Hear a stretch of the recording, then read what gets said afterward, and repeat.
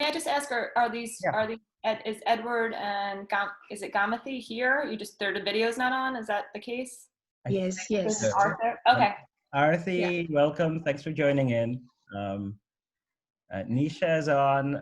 Well, thanks for coming. I'm going to start sharing my screen to Hi, Naisha. get the agenda up. Do, do.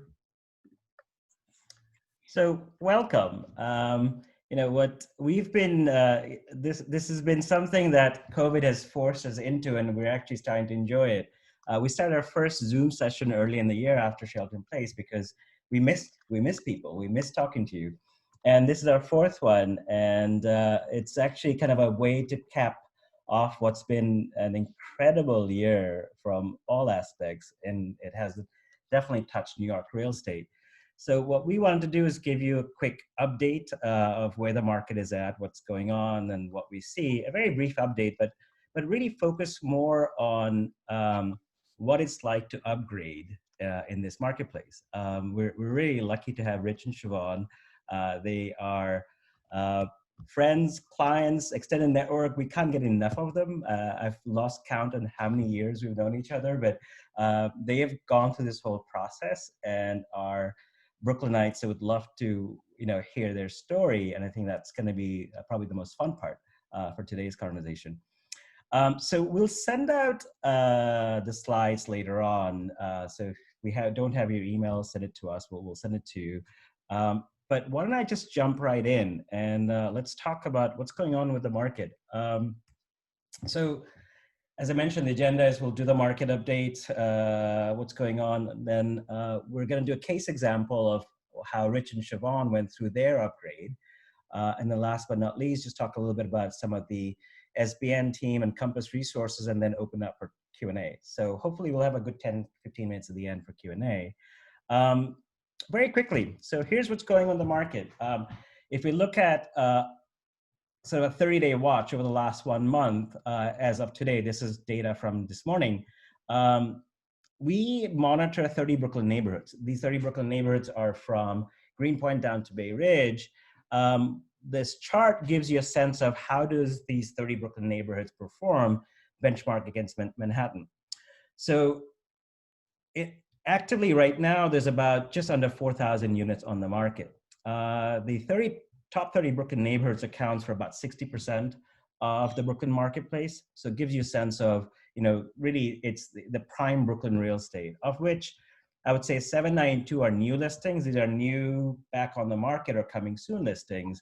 And over the last 30 days, we've had about 550 deals that get into contract, about 522 sold. When you compare that against all of Manhattan, Manhattan has about over 10,000 listings.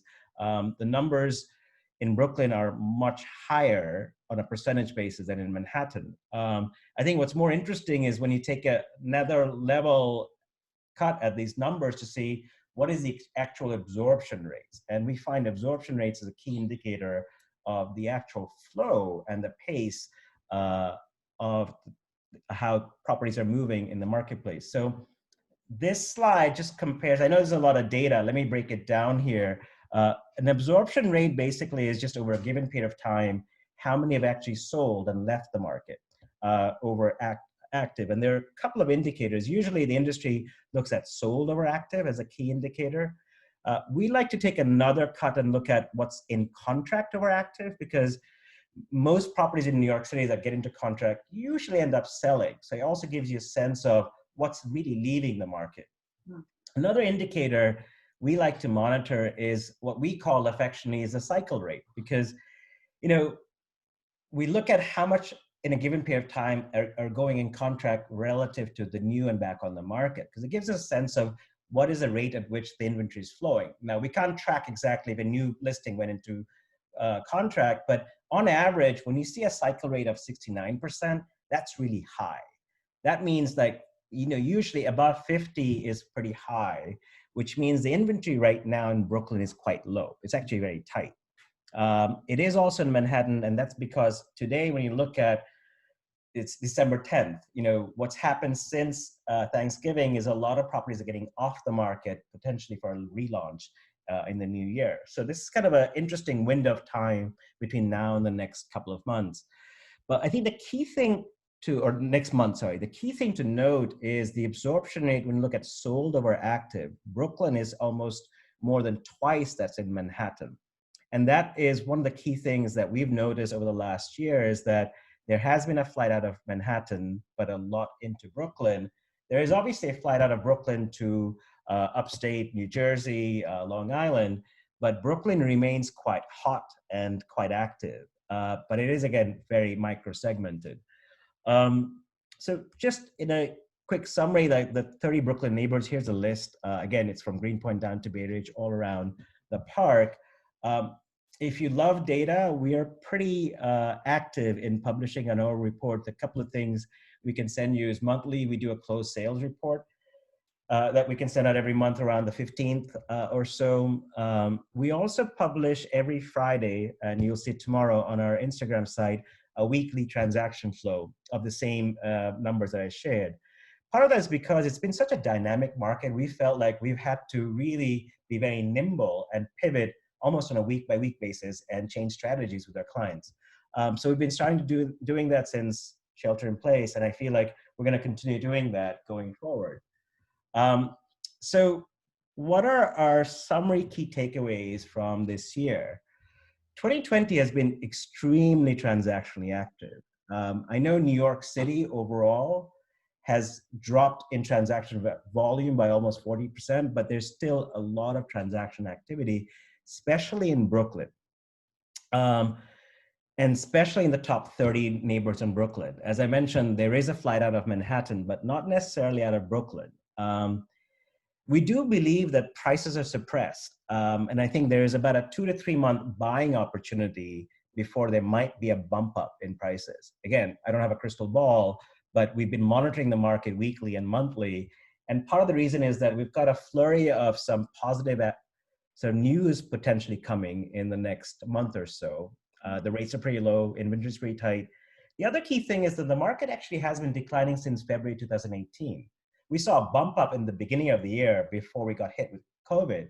So we feel like the prices that probably have bottomed out. There is obviously the prospect of a vaccine and potentially what we call a second election on January 6th in Georgia, and potential slew of new government policies and possibly a new New York mayor. So in some ways, in a nutshell, I feel like the disruption and dislocation that has happened has created this really unprecedented real estate opportunity in New York City that we've never seen.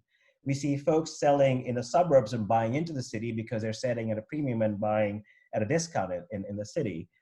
So in a nutshell, I will come out and say it, we do feel like the bottom is here. I mean, hindsight 2020 when we see prices going up, but we do feel like Brooklyn top 30 hoods have bottomed out.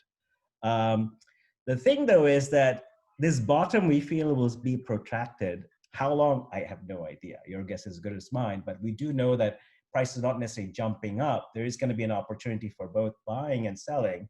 And part of the reason why we're having this discussion is because we really think there's a unique opportunity to upgrade in this market. It's very challenging. There's definitely many ways we can skin this, but it is actually a very interesting time for upgrading in the city. So that's really kind of quick sum up. I mean, I think really the key focus and the good segue is like, what are the different upgrading scenarios, right?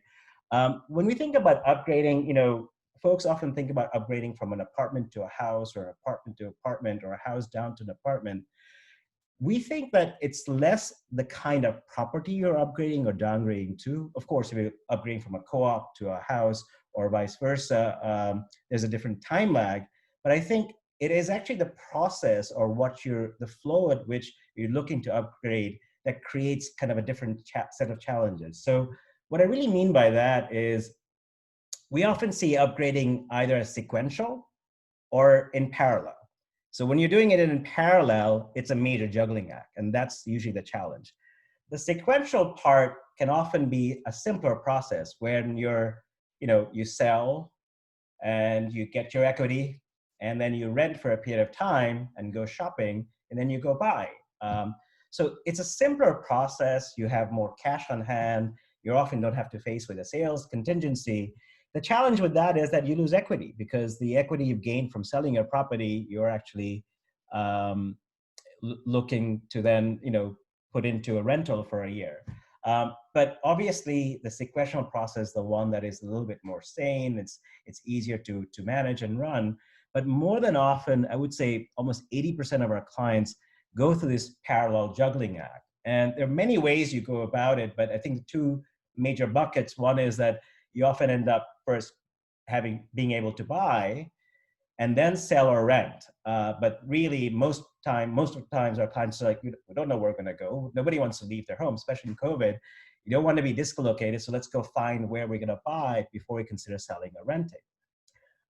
The other process many of our clients go through is actually selling and then buying, either because you have to sell to buy, or because you need the equity from the purchase, even if your purchase is not sales contingent, but you want to draw the equity for renovating. I don't know, Leila, if you're on call. I know Helen, is she on the call? No. I'm here. Yes. Okay. Hey, Leila. Hey. We just thought, we'd sort of have you talk a little bit about, so Leila, everyone, is just one of our clients who's going through the sequential process of, we just sold her apartment, and now you're renting, I guess? Yeah, Congratulations. I sold in Brooklyn, and now I am living in Jersey City. Oh, wow. And you're looking to buy back in Brooklyn, I hope, or Jersey, or what's your plan? Yeah, we're not like quite sure yet. We came out here because we have could get more space, for the foreseeable work from home scenario. So we're renting at least for a year and gonna see, what's happening in a year. Everything seems to be changing so much lately that it's kind of hard to predict. So thanks for sharing your feedback. I think it's just good to have you on the call, because you've just you're going through this process, and we'll definitely have Rich and Siobhan share their whole process of actually completing the whole process. So I'll go back and share the slides. Wait, I'm sorry. I have a question. Yes. for Leila.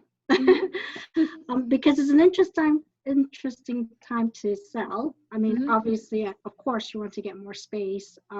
But tell us a bit about how your sale process went during this time, especially because of COVID complicating things a little bit more than they otherwise would have been. Yeah, well, I mean, my situation was sort of funny because, my apartment was on the market from April 2019 until May 2020 with other agents. And actually, I was on one of these calls. I don't even know how I learned about you guys, but I was on one of these You were on trainings. our first one, I remember. Oh, really? Yeah, it was like in the Zoom connection. Yeah, it was in like early or late spring. Yeah, so I liked your guys' like sort of innovative approach to everything, and so I went with the SPN team, and you guys, I think you listed my place in June. And then, within a couple of weeks, we got an offer and we're in contract within a month. So mine's sort of funny in that it was on the market for a year prior to the pandemic. And then during the pandemic, I got into contract really quickly because of the work that you guys did. So I don't know if it's like indicative of what might be going on, but, the process was kind of seamless with you guys. It wasn't, I don't think it was hampered too much. I mean, I know you guys had to do a lot of work and doing everything online, and never meeting was very tricky logistically, and doing all the viewings separately, and everything was very complicated. But in the end, I mean, I was very happy. You must feel like a lot of weight off your shoulders right now, just knowing that you have a little bit of time to relax. Oh yeah. As it goes. I think that's yeah, it was very hard to have it, not sell for so long. So, honestly, I was like not expecting anything because I'm like, okay, it didn't sell for a year and now there's a pandemic. It's not going to sell, but I don't know. These guys did their magic and it all worked out. Nice work. Yeah, so Thank we'll be you. here for a while. I like Jersey City, you know, kind of miss Brooklyn, but we'll see what's happening in about a year. In Brooklyn, Okay, well, we'll keep you posted. So before we jump into our case study, I thought we'll just summarize some of the key takeaways we've seen from our clients. And Leila, thanks for sharing your thoughts. One of the things we find is like there's no substitute to planning ahead. And because the market is so dynamic, we really encourage whether you're selling to buy or buying to sell is have your marketing collateral ready. We have an ability to actually have a listing all set up, photographed and ready with a static URL that we can just turn on the moment the timing is right. And we all know with sort of upgrading, timing is really the key thing. We also feel like we should really dream and set a target. I know Rich and Siobhan did that, you know, set a target and we'll work backwards. Trust the process, this is a journey. And really there's no shortcuts to it. I think persistent pays and relationships do matter. We have about 27,000 brokers in a Rolodex, believe it or not. So it helps to be able to push market a property that's either on market or off market, or even solicit if we know your needs. And we have a tool called Coming Soon that we can pre-release a property just in case when you're doing this juggling act, sometimes it helps to actually get the word out to see, can you really sell your property and for how much?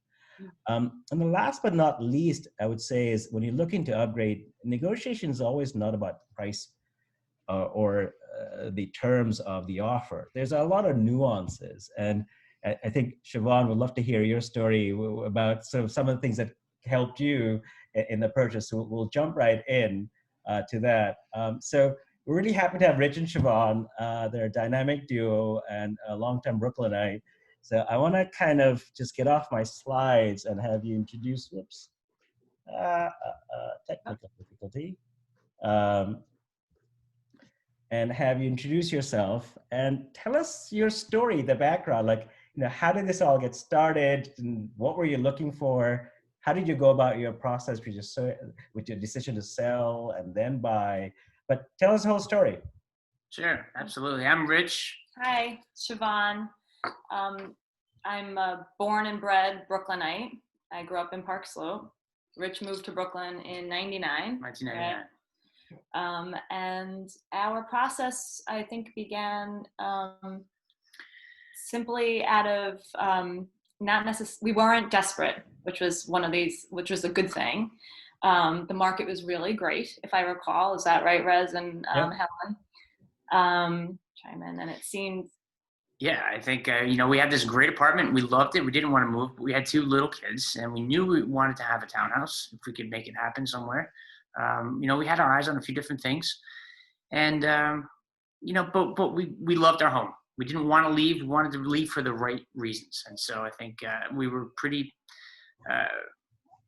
persnickety about, you know, what our number needed to be to make this transaction happen. And if it happened, we would move on. And I think we had a plan in place, but we listed with these guys and magic happened. So Magic. Actually, we like magic. Well, let me share, you know, exactly just a quick summary of what the sale was. So Rich and Siobhan had this beautiful two-bath duplex condo with a private terrace. Incidentally, this was an apartment they also renovated, so it didn't look like this before. They set a pretty aggressive target for us. It was just under 1,000 square feet in South Slope, and the initial price was 1.45, which we collectively knew was an aggressive target, but we thought, why not try?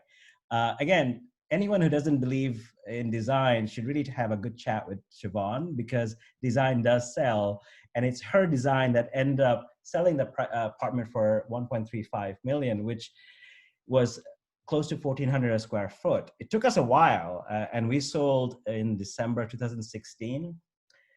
So then Rich and Siobhan had their equity. I think And you this hit a record there, didn't you, Rez? yeah, it was a I think record. it was a record at the time. At that time, it was a highest price per square foot, or at that time in South Slope. And we were sweating it in terms of would it appraise or not. Luckily, we had a buyer with a large down payment, and it, touch wood, it worked out. So Rich and Siobhan was watching this house that was on the market for a long time. Believe it or not, it was at 1.8 and it dropped to 1.5. And let Siobhan tell the whole story of how we end up buying it. We had a price at 1.5, right? And then we were getting to contract, and then suddenly there was another offer, 25K higher. Yes. There was another offer, and we thought it best to speak to the owners through a letter. And we wrote a letter sort of pulling at their heartstrings, sharing that they had raised 2 children in their house, and we had 2 children, and this home was near the park, and I grew up near the park, and this is all true. Wanted to raise my kids near the park if possible. And we also come from a construction architecture background and loved that it was historical, and really, people love their home. And it can really, as a seller, when we sold 16th Street, it can really wreck your ego when people don't want to buy it, right? You're like, wait, this is awesome. What do you mean you don't want to pay $5 million for my house? Because it's Right. home. Right. So I think appealing to somebody's ego, honestly, really worked in our favor. I believe. Absolutely. Yeah. I mean, we wanted to raise our kids in the city and with the culture, and I think we really pulled at their heartstrings, like Siobhan said. And ultimately, that's really what I think put us on top.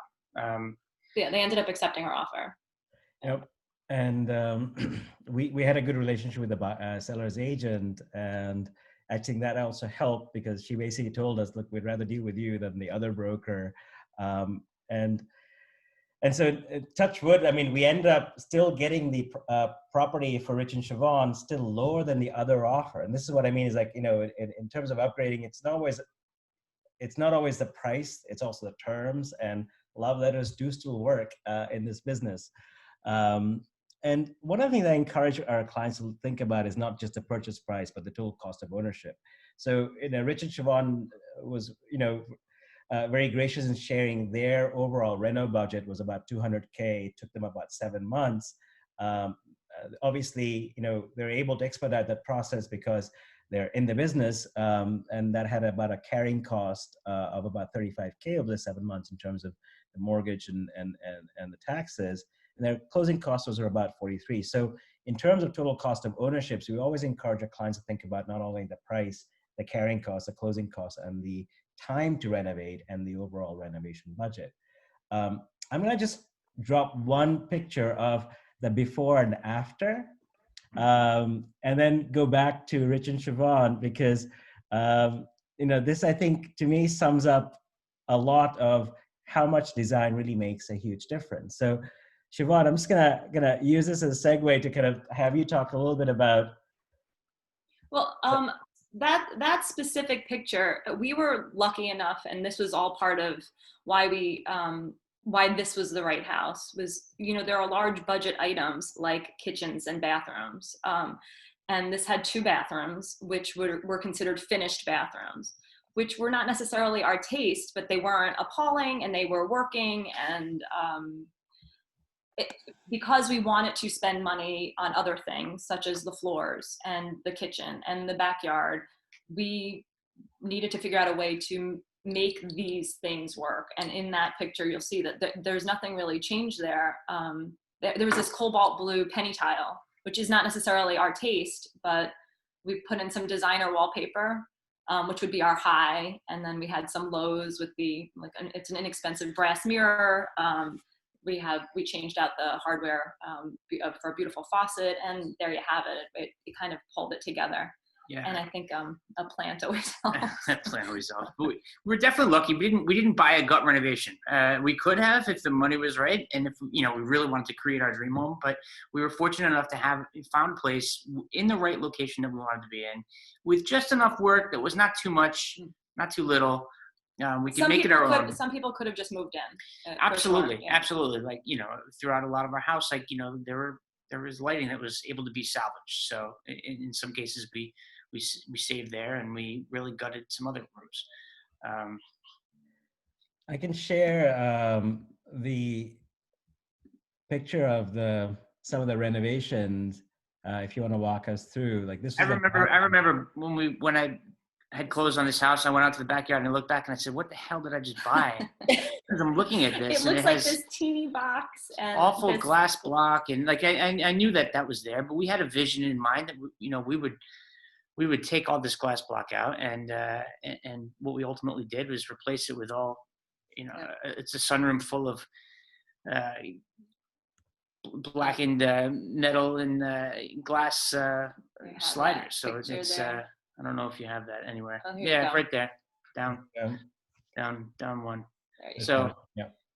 we opened up. This was a small little archway Right. into the kitchen. We were able to elaborate that and do a larger cased opening. If we slow down, that was a much smaller archway. With no molding. So it's like these little details that really stretched and went a long way. Not necessarily a choice. When we bought it, it had laminate flooring, and we didn't know what was going to be under the floors, and portions of the floors were gorgeous and beautiful and original, but so much was damaged. They were veneers for the most part, and so you had less than a quarter inch, like 3/16 everywhere. So where you had to make patches, you would really have spent a ton more money just to put in a 3/16 thin layer of wood to make it match, or you had to do new. And so while we had some original detailing throughout the house, we said, listen, we're at least going to make the first floor some money floors. And we ended up doing a herringbone pattern with white oak. That was always like a dream of mine, was to have herringbone floors. Beautiful. I think that we were both on the same page. Is like, there's certain things you're going to in a renovation choose to invest in. Like, the floors are here forever. Like, you do it once, and we felt like that with the kitchen. We wanted something timeless, something that would last the ages, and they were not cheap. It was not cheap, but that's where we spent our money. But even thinking about it too, even on a smaller budget, there are certain things that you can do that you need to do before you move in. And there are certain things that you can go to phase 2 on, and you can get around to replacing that. Floors are definitely not anything you're going to want to do once you lived in the space and once you moved all your furniture in. So you want to do your floors. It's something you'll regret not doing. Absolutely. You want to do if you can do your kitchen, if you're planning to do your kitchen, if you can get that done, that's excellent. You can get around to a bathroom maybe if you're fortunate to have another bathroom. I thought on that basis, I thought I'd show the basement photo, because you totally transformed the basement.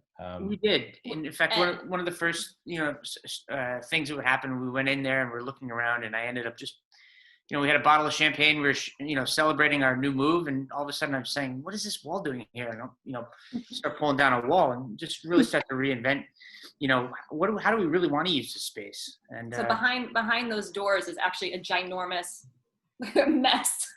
It's the kids' toy closet, but it's awesome because it's this huge closet and it just disappears into the wall. And at the end of the night, you just throw it all in there. Company's coming, you close the doors, but the kids can open it and it's like a free for all. So that's kind of cool. Yeah. Sorry, am I sharing the screen again, or yeah, please. Okay, got it. That's back to you guys. I also wanted to share this, what you did to the glass wall in the back. Can you share a little bit about the design and the thought behind that? Like, this is that wall you had. It was the beautiful glass block wall. We closed in the end of December, so we were getting some nice, cold wind that was blowing through some of those cracks there. So this is an extension off of the kitchen. Although it's not, at this time, was not what we would call beautiful, it was very unique to have an extension that was three-sided with light. A lot of light. So we knew that there was potential in it. I think Rich sees great potential in most things. But just to have these giant sliding doors to have access to the deck made a lot more sense than to have a door you have to pull in and just a window. And it's really probably one of our favorite spots in the entire house. The kids, every morning you can see the sunrise. So it's kind of cool. And sunrise one side and sunset on the other. It's pretty great. Not a typical Brooklyn experience. No, it's really not. And I think we're really fortunate here. We ended up, I believe I sent you some photos, Rez, about the backyard, but the backyard was also just, we were able to transform that space and to be in the pandemic it's almost pandemic proof right now. How we've experienced this home since we've renovated it, and we invested in the backyard and redoing the decks, and we we have a sin lawn turf in the back. It's just wonderful to lay on. It ended up being a great time during these last 10 months to have somewhere to go. And you had an existing pool in the backyard. So how did you go about landscaping and deciding whether you want to keep it or not? Or... It's a funny story because, I mean, never in a million years were we planning on having a pool or thinking of having a pool. I remember being like, this is the cheesiest thing I've ever seen. But the kids are like, there's a pool, like they were psyched. And we buy the house and they tell everybody they have a pool. And it's so bizarre and weird. And then it's the first summer and the pool collapsed over the winter. Pool needed to be tossed. So all of a sudden we have to buy a pool. Which the same pool in the same spot. But I'll tell you, not one of those things that you're happy to spend money on, but given the pandemic, we never looked back. The kids lived in it all summer, so, and then renovating around it, I'm just sharing the before the deck and the pool. Because we will share the after, because the after is stunning. This is. Well, it's hard to tell here. Another very unique part of this property and why it was so worth it was that it is a double backyard, double lot, because we back end a apartment building, so they don't have a backyard. So it's like 2 backyards. It's extensive. So it has its own back, it's sort of like the grown-up area and then the kid area, which is kind of cool. It's worked out nicely. So you could keep the pool and not miss out on the backyard because of the depth. Yeah. Do you have an after photo of that? I do. Should we do a little quick collage of the video of why don't we actually show what you ended up doing because it's quite a stunning renovation. So we have a little collage of videos of the after. So bear with us. We'll click hit play.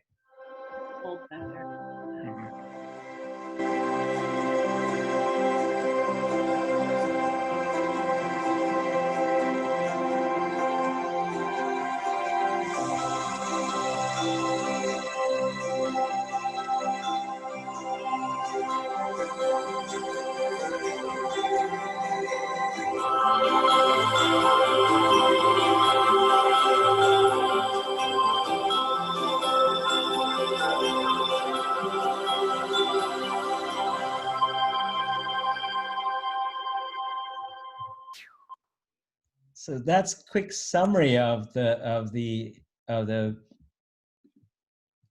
house, but I can get pictures of the backyard and put them up if you want to talk a little bit about the landscaping or design process, if you'd like. Let me just find some photos while you.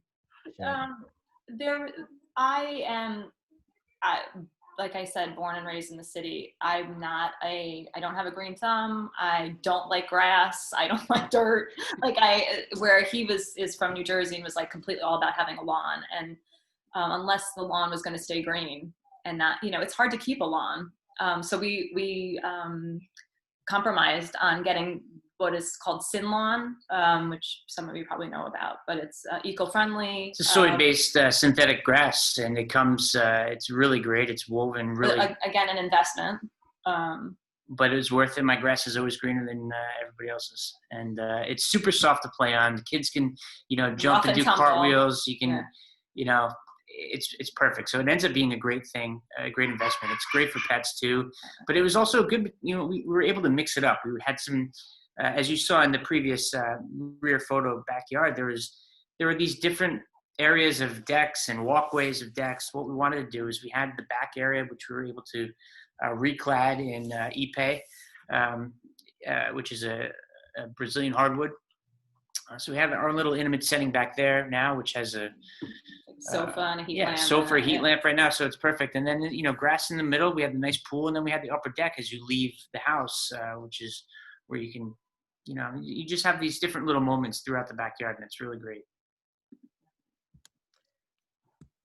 I'm getting some photos of it up for us to take a look.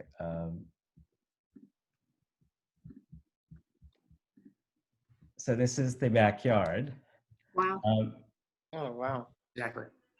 So yeah, so again, that turf it also drains extremely fast. So say on Thanksgiving, when I don't know if most of you were in Brooklyn, but there was like this threatening rain, and it had rained early in the morning, and it was so damp, and we kind of just wanted to be outside that day because the temperature was great. I mean, by noon, the grass is dry. It's really been a smart investment. There's One of the grill. thing in this picture that you have here is that you have a little niche down here below for my grill, and we did bluestone pavers. So I have a little paved area here and paved walkway with I think it's like 29 steps that go to the back deck. We had an existing fence. It was actually just lattice. So we clad that with cedar and just painted that, and little furniture That's and some great lots of furniture, plants. which was overstock.com. And some great planters that would use a local nursery. Yeah, that's a Sinlon. I can't recommend it enough. I've used it on a lot of different projects. It looks very, very real, to be honest. You're right. It's has a little yeah. discolorant, to the bottom there. You can get different types of different species of grass, actually. Some with, the Kentucky bluegrass that are a little bit wider blades, and some of these that are It's what you prefer, soft. the feel of. Yeah, it's a good product. Anyway, some of these pictures are just photos from when I'm sitting in the back and snapping with my phone. That Japanese maple was in the garden here when we bought it, and I planted it, and now it's out front. From what I understand, it's good for prosperity and health. Beautiful. That's amazing. We've had a lot of fun. We like to do this. I do this for a living. I run a design build firm in the city. So this was like almost a nights and weekends project for us once we closed. Right. And I think Siobhan has got a knack for finishes, and we love to collaborate. So Yeah, it's been great. if you guys have any questions, please feel free. I was just going to ask you, Wanka, how was it to do it for yourself, where you're actually servicing yourself? You're the client and the designer and building it. I think in some way, super fulfilling, and in some ways also very frustrating, I would say, for Rich, who works in very high-end design with very high-end clients and With different budgets in mind. Very different budgets. So, but when he's able to come to the table with, this is awesome, I'm able to pop in and be like, well, let's figure out how we can make this ours, and figure out a budget-friendly way of, emulating or imitating or, and I'm researching that to make it work for our budget. So What were some of the biggest surprises you felt, or things you didn't anticipate? Like 3 days after we bought the house, there was a frozen pipe. So that's something to keep in mind. These things happen, and we had to insulate we froze the pipe. It was in the really, really, really cold spell, and I thought I had it all covered. We got the pipe unfrozen, and then I came back the next morning because I said, you know what, it was cold last night, even though everything was good. Let me go check again. It's frozen up. And it was because the water line was original, and it was outside basically on the exterior wall. It was never insulated. So we ended up doing some of that. I think no matter what, when you embark on a renovation, you need to factor that you're going to have these moments. And so you always have to plan for contingency. I think I like to think that my contingency would be smaller, but sometimes it gets bigger, and I'm a great budget buster at times, especially when it's for my own place. But one of the things we did is we said, we're going to go all out. We're going to do nice floors on the first floor, and we're going to live with what we have upstairs. We ended up putting up the base molding during the renovation, got upstairs and said, you know what, all the electrical wiring, which is in the base molding, upstairs is all cloth wiring. So if you're doing all your new wiring everywhere else, why not, it's kind of like, might as well. Why are you going to do the house with half old wiring and half new? So we ended up replacing the wiring in the outlets that were in the base molding, and that led us to doing the floors up there too. Anything that surprised you in terms of that you thought you had it down, like having done it so many times, but then it sort of reared its head, apart from like the frozen pipes? But anything completely that you didn't anticipate, especially because you're in the business of always anticipating all the things that could go wrong?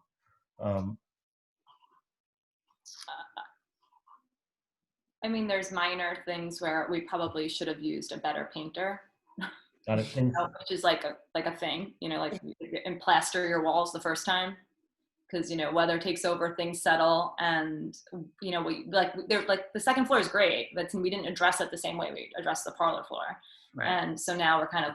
I think there's small regret in that, kind of like, oh, it would have been done better. There's certain things you want to do right the first time, and that would have been so. Live and learn, Right. But money's a thing, right? If you're For sure.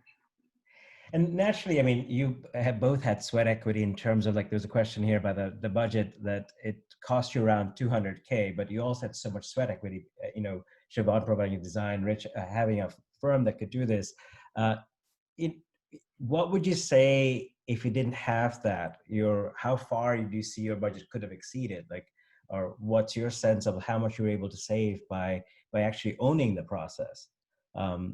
probably a ton.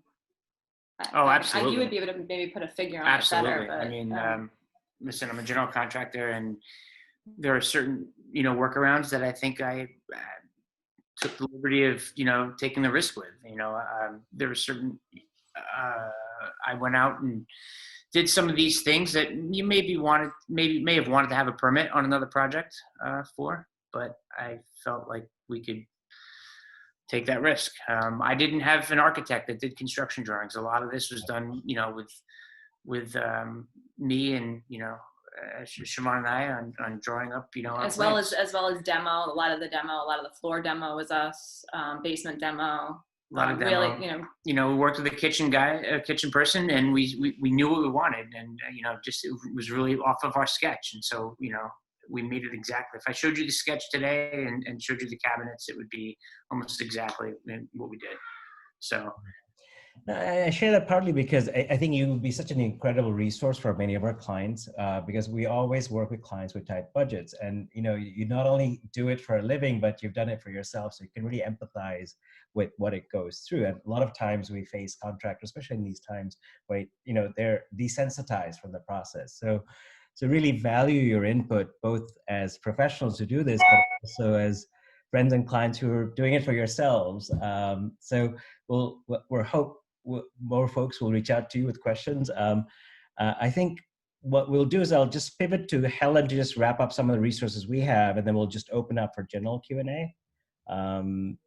If that makes sense, Yeah. Helen. So Yeah. Helen, fire away.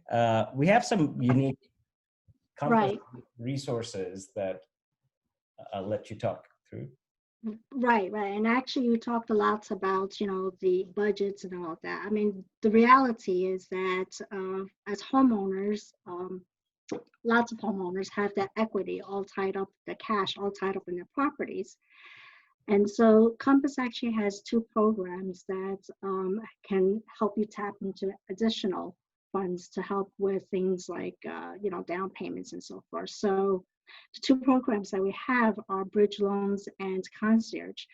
So for example, if you were short in cash for a down payment on another home, you can use a bridge loan to make up the difference and pay it back from the proceeds of the sale of the house.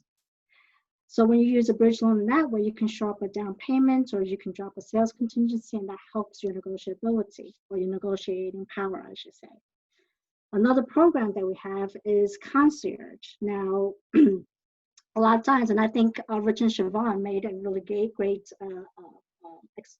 example of this, is the additional value you can bring to your house or your property by improving it.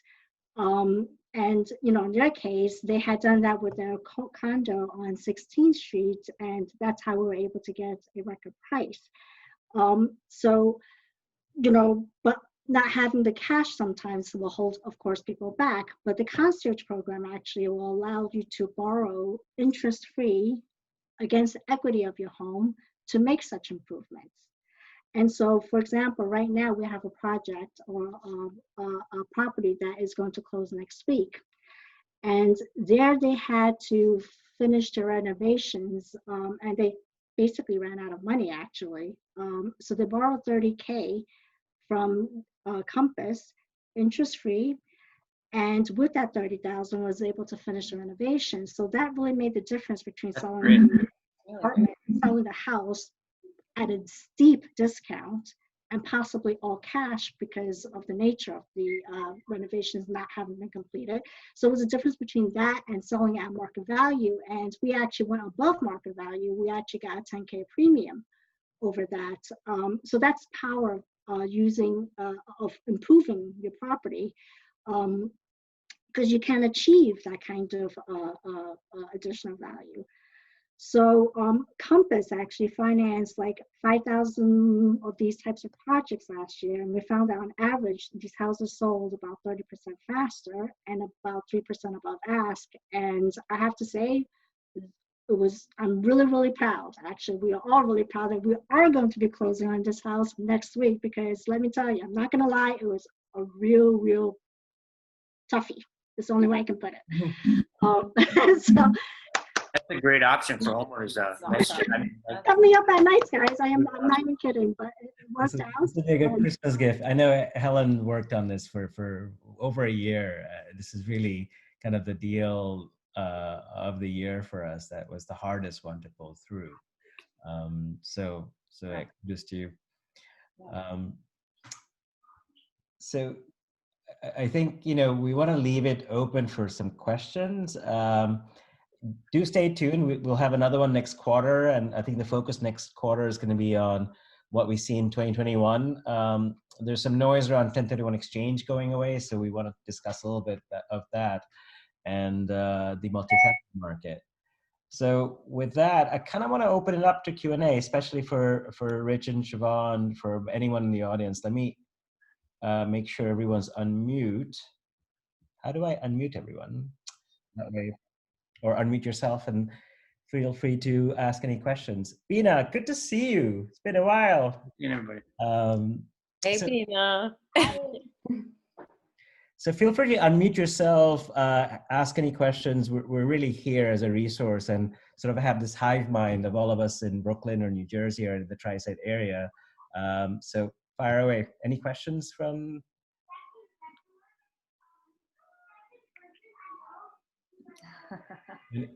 Ned or Bina or? Hi there. Hi. Hey. Hi, Naisha and Jean-Marie here. How are Thank you you? so much. Guys, you guys have been very, very informative. Thanks for being so transparent, Rich and Siobhan, about your process. It's really, really great. So we are sort of, we reached out to Helen. Helen and Rez have been, I think, working with clients in our current building for quite some time. We've seen them on numerous occasions. And, at some point we kind of reached out. We're in a state where we love our community, we love our location, love our apartment, but we have 2 little ones and we need some space. We're in a safe space right now, so we can talk without little feet running in and out. But we're at a point where, we have to make a choice really, and just to kind of expand our space. And we're really tied to our community. We're in downtown Brooklyn in Fort Greene, and it's beautiful. Yeah. So, I guess my question is, did you kind of have a sense of where you wanted to be? Did you have to open up your radius as far as what neighborhoods you wanted to be in? Or did you kind of stick with your guns and wait for the property, the location that you wanted? Like, what kind of won out in your whole thinking process of upgrading? Sure.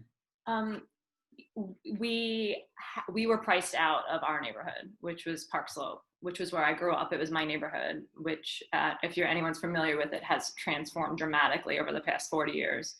And with that transformation, as amazing as Park Slope is, the community had changed a lot. And I knew that I wanted to be near the park, but I was missing that sense of neighborhood, where for us, Prospect Lefferts was more affordable, like by half. And we were still near the park. It allowed us to get an actual house.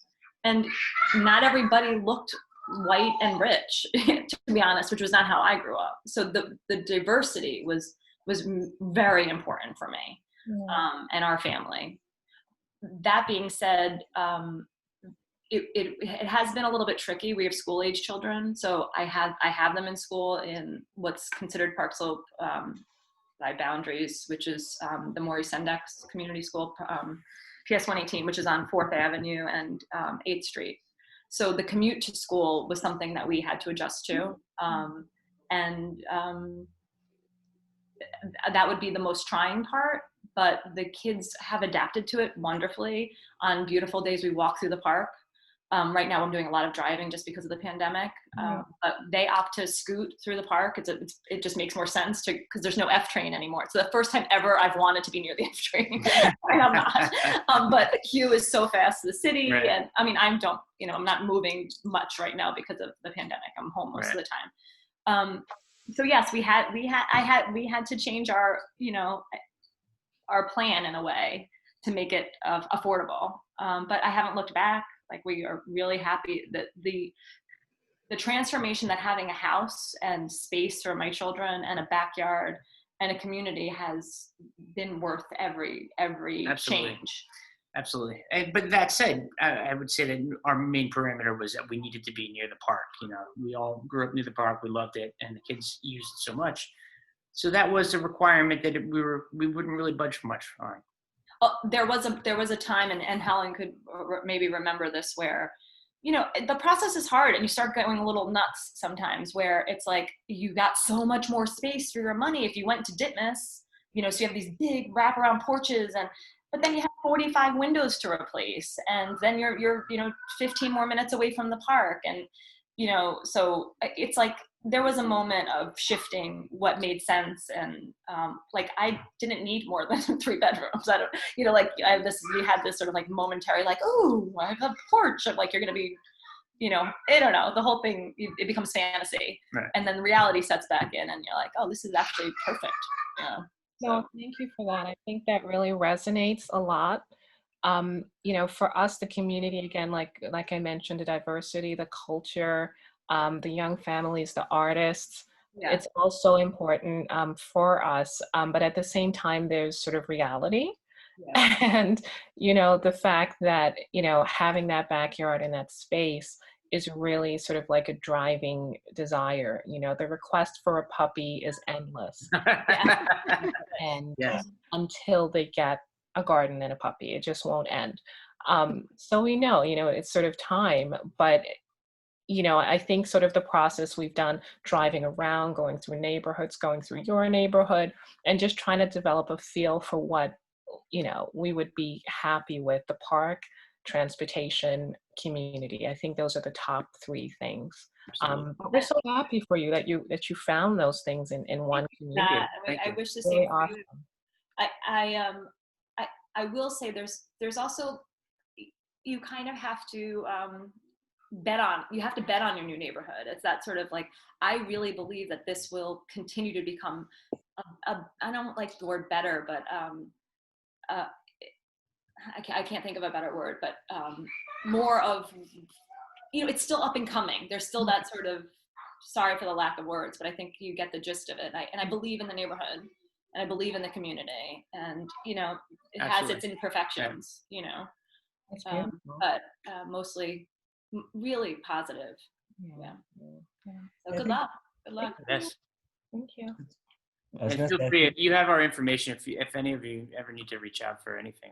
Please. We'll circulate it around, because I will say Rich and Siobhan are a goldmine of resource here. And the thing I wanted to mention is, back in our slide, is that you do trust the process. It is a journey, and there's because we get to do this vicariously through your search, so we see a lot of it. And I always feel like, for us, we tend to be very objective. And we always tell our clients, you should be emotional. You're buying a home. And so throw the challenge at us, like all of our clients do, in terms of just set a target and we'll work backwards from it. And the process will kind of narrow it down, because the reality sinks in. And I think what we offer is just having the benefit of seeing so many folks go through the process that we can just share that.